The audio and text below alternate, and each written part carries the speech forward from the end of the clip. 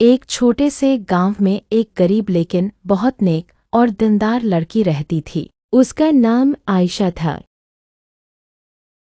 उसके घर में बस माँ बाप और छोटा भाई था। आयशा बचपन से ही बहुत दुआएं मांगती और ख़ास तौर पर दारूद शरीफ पढ़ने की आदत डाल ली थी।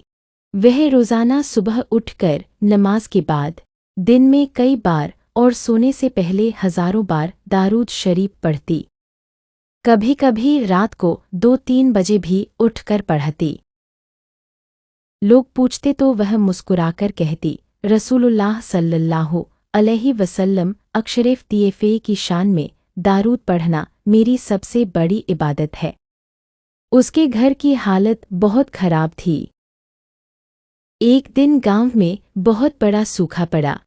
आयशा ने देखा कि लोग दुआ मांग रहे हैं लेकिन दिल से नहीं।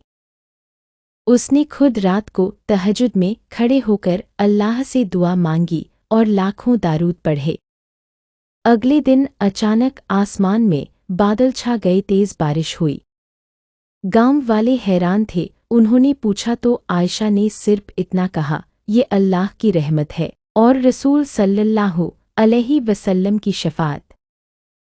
एक अमीर आदमी का बेटा गांव आया।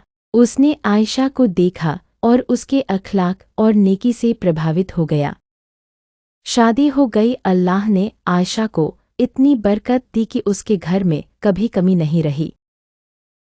कि मौत के बाद भी लोग कहते थे कि उसकी कब्र से दारूद की महक आती है। सल्लल्लाहु अलैहि वसल्लम। अगर आप भी रोज़ाना दारूद शरीफ पढ़ें, खासकर दरूद इब्राहिमी या दरूद इत्ज़ीना, तो अल्लाह की रहमत आपके साथ रहेगी इंशाअल्लाह।